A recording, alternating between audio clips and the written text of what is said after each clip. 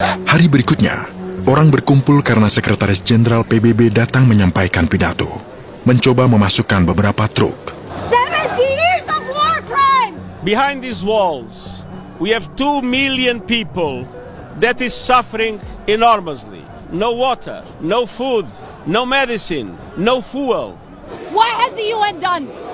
70 years of occupation! Not supporting the genocide and ethnic You cleansing. should be so ashamed of yourself.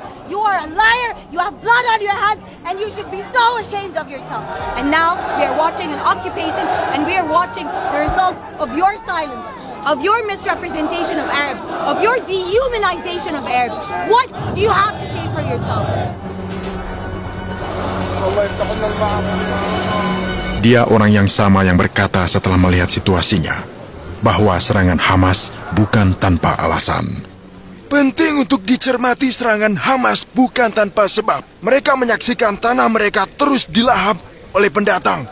Mereka korban kekerasan. Di Deir Yassin 1948, ekstremis Yahudi membantai hampir 200 penduduk desa Arab, termasuk anak-anak. Perekonomian tumbang, penduduknya mengungsi, rumah-rumah musnah. Peristiwa itu disebut Nakba. Dalam bahasa Arab, artinya bencana. Tak jauh dari penyeberangan Rafah, ada sebuah kota bernama Sheikh Zuweid. Dari pantainya kau bisa melihat bangunan-bangunan di Gaza. Hanya beberapa langkah, 20 km dari sini, itulah Gaza. Kau bahkan bisa lihat bangunannya dari sini. Gaza, kekejaman ini tak hanya terjadi sekarang. Mereka itu sudah dikurung selama bertahun-tahun. Bisa kau bayangkan, mereka tak mungkin seberangi lautan. Lebih dari 3 kilometer.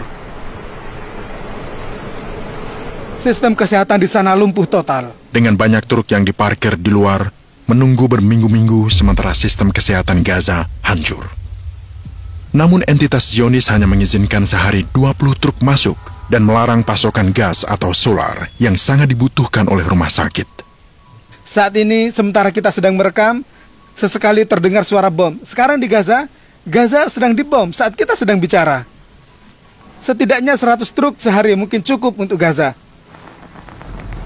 Tangan dan kaki seseorang diamputasi, tapi yang bisa kita berikan hanya kantong mayat untuk ibu, ayah, dan saudara perempuannya.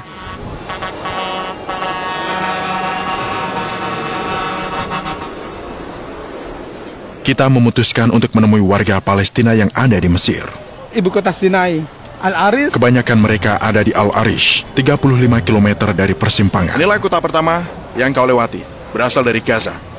Kau bisa dengar dialek mereka itu terdengar berbeda dengan orang Mesir di wilayah Mesir lainnya. Dialek mereka mirip dengan dialek Yordania dan Palestina. Sebagian besar dari kami itu Badui Sinai. Hal ini sudah turun-temurun dalam masyarakat Sinai, bahkan masakan Sinai juga memiliki persamaan dengan Palestina. Kita punya maghluba dan kita ada musakan, juga budaya makan timah dan juga minyak zaitun. Ini kopi dari Gaza. Seluruh penduduk Sinai dan Mesir mendukung Gaza. Selamat datang di Al-Arish. Selamat datang di Al-Arish. Selamat datang di Al-Arish.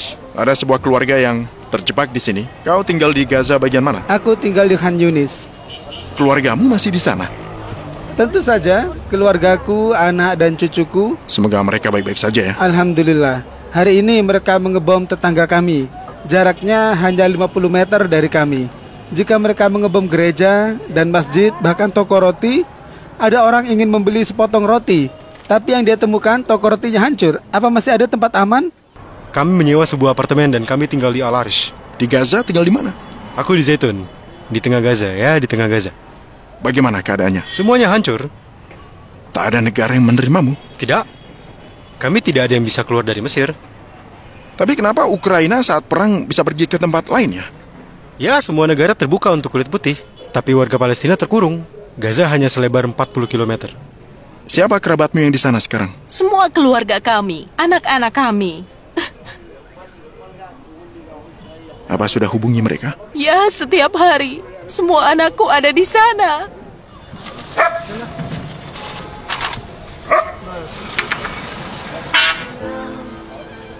Ketika warga Palestina datang ke Al-Arish, mereka merasa seperti di Gaza. Orang Palestina di sini merasa nyaman, baik di Gaza atau di Al-Arish. Paman dan kerabat kami sekeluarga, tidak ada tembok di antara kita. Kebanyakan orang di sana sini adalah satu, Palestina.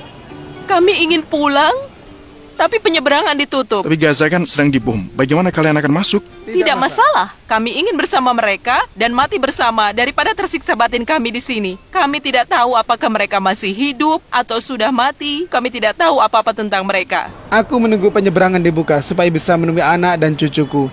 Kau ingin keluarkan mereka ya? Tidak, kemana aku membawanya? Kita bisa pergi kemana? Jika perbatasan dibuka 1 jam, aku akan langsung kembali ke Gaza. Tidak bisa keluar dari Gaza. Kau siap meninggalkan rumah dan tinggal di tenda? Atau kembali pulang? Aku lebih baik mati di rumahku daripada tinggal di tenda. Tidak ada alternatif selain Palestina. Kami tidak punya pilihan selain menolak pendudukan. Mereka tidak bisa menyingkirkan Gaza kecuali mereka menumpas semuanya. Kegigihan mereka. Hukuman kolektif itu berarti saat ini masyarakat Gaza ditindas. Tapi kau tahu ada banyak warga sipil yang tak bersalah. Pria, wanita, dan anak-anak di kamp pengungsi itu juga kan? My name is Mu'taz. Anak Gaza bisa hidup damai. Yerusalem merdeka dan Gaza menang. Itulah mimpiku. Insya Allah. إلى